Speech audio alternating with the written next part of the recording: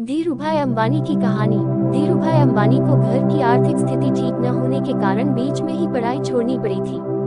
उन्होंने यमन में एक पेट्रोल पंप पर भी नौकरी की थी। मुंबई में सोमवार 28 अगस्त को रिलायंस इंडस्ट्रीज की 46वीं एनुअल जनरल मीटिंग एजीएम हुई। इस मीटिंग की चर्चा पूरे देश में रहती है। एजीएम में कंपनी के चेयरमैन मुकेश अंबानी ने बताया। मुंबई में सोमवार 28 अगस्त को रिलायंस इंडस्ट्रीज की 46 एनुअल जनरल मीटिंग एजीएम हुई। इस मीटिंग की चर्चा पूरे देश में रहती है। एजीएम में कंपनी के चेयरमैन मुकेश अंबानी ने बताया कि ईशा अंबानी, आकाश अंबानी और अनंत अंबानी को रिलायंस इंडस्ट्रीज के बोर्ड ऑफ डायरेक्टर्स में शामिल किया गया। साथ ही नीता अंबानी ने बोर्ड से इस्तीफा दे दिया है। वह रिलायंस फाउंडेशन की अध्यक्ष बनी रहेंगी। मुकेश अंबानी अगले 5 वर्षों तक आरआईएल के चेयरमैन और मैनेजिंग डायरेक्टर बने रहेंगे। मुकेश अंबानी धीरूभाई अंबानी के बड़े बेटे हैं। धीरूभाई अंबानी ने ही रिलायंस की शुरुआत की थी। आज आपको धीरूभाई अंबानी के सफर के बारे में बताते हैं कि कैसे मेले में भजिया बेचने वाला लड़का देश का सबसे रईस इंसान बना।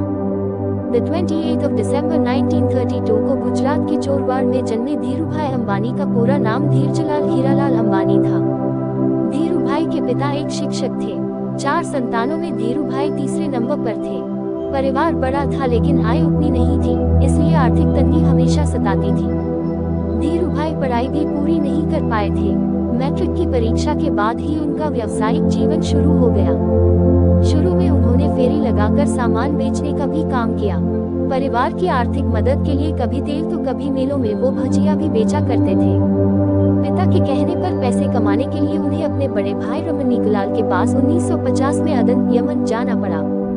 रमन निकुलाल ने एक ऐसी एंड कंपनी के पेट्रोल पंप पर धीरूभाई की 300 रुपये प्रतिमाह की नौकरी लगवा दी।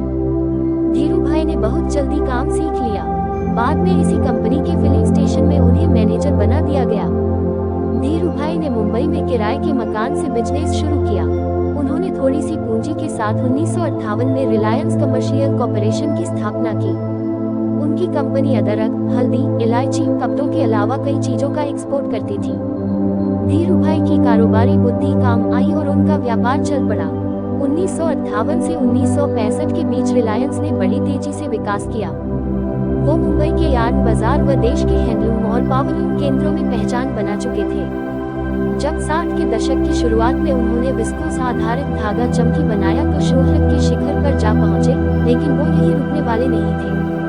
उन्होंने गुजरात के नरोदा में 15,000 की पूंजी से एक मिल लगाई। यहाँ पॉलिएस्टर के धागों से कपड़ा बनाया जाता था।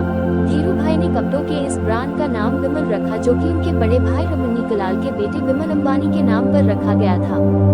विमल ने ही धीरूभाई अंबानी को बिजनेस टाइकून बना दिया। बिजनेस को और बढ़ाने के लिए उन्होंने रिलायंस इंडस्ट्रीज को सार्वजनिक क्षेत्र में शामिल करा लिया और 58,000 निवेशकों से इक्विटी जुटाई। 1980 में धीरूभाई ने महाराष्ट्र के पुत्रगंगा में पॉलिएस्टर फाइबर धागे का कारखाना खोला। धीरूभाई ने 1991-92 में हजीरा पेट्रोकेमिकल प्लांट की शुरुआत की। 1992 में ग्लोबल मार्केट से फंड जुटाने वाली रिलायंस देश की पहली कंपनी बनी। साल 1995-96 में कंपनी ने telecom industry, Reliance telecom private limited (NYNEX USA) के साथ मिलकर भारत में शुरुआत की। 1998-2000 में धीरूभाई ने दुनिया के सबसे बड़े रिफाइनरी पेट्रोकेमिकल्स की गुजरात के जामनगर में शुरुआत की। धीरूभाई के सभी राजनेताओं और राजनीतिक दलों से अच्छे संबंध रहे, जिसका फायदा उन्हें अपना व्यापार बढ़ाने में लगातार मिलता रहा। जब इंदिरा सरकार ने पॉलिएस्टर फिलामेंट यार्न की मैन्युफैक्चरिंग को प्राइवेट सेक्टर के लिए भी खोलने का फैसला लिया तो उस दौर की दिग्गज कंपनियों टाटा और बिरला को पछाड़ते हुए धीरूभाई अंबानी ने बाजी मार ली।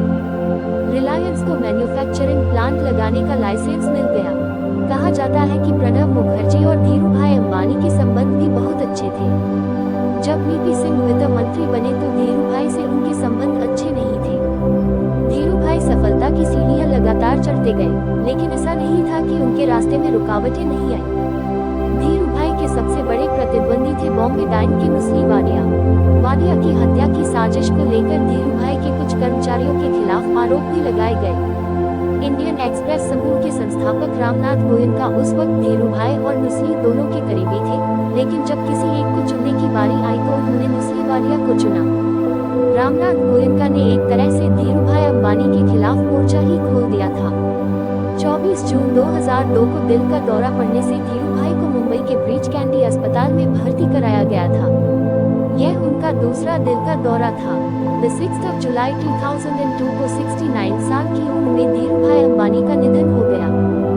जब उन्होंने 2002 में अंतिम सांस ली तब फोर्ब्स की लिस्ट में वे दुनिया के 138 सबसे अमीर व्यक्ति थे, जिसकी कुल अनुमानित संपत्ति $2.9 बिलियन थी। आज रिलायंस इंडस्ट्रीज लिमिटेड दुनिया की दिग्गज कंपनियों में शुमार है। उनकी मृत्यु के समय रिलायंस ग्रुप की सकल संपत्ति 60,000 करोड़ पर पहुंच चुकी थी। अब रिलायंस इंडस्ट्रीज लिमिटेड 12 लाख करोड़ रुपए की कंपनी हो गई है। उनका पूरा बिजनेस उनके दोनों बेटों मुकेश और अनिल अंबानी ने संभाल लिया था। हालांकि बाद में दोनों भाइयों के बीच विवाद की वजह से संपत्ति का बंटवारा करना पड़ा। 1955 में धीरूभाई ने कोकिलाबेन से शादी की थी। धीरूभाई अंबानी की 4 संतानें हुई, मुकेश 1957, अनिल 1959, दीप्ति 1961 और नीना 1962। जब धीरूभाई अंबानी का कारोबार शुरुआती दौर में था तो उन्हें दिन रात काम करना पड़ता था, लेकिन जितना भी वक्त मिलता था वो परिवार के साथ बिताते थे। उन्हें न तो पार्टी करना पसंद था और न ही घूमना फिरना। काम के बाद का सारा वक्त वो परिवार को देते थे। धीरूभाई अंबानी व्यापार की दुनिया में आज सफलता के पर्याय है।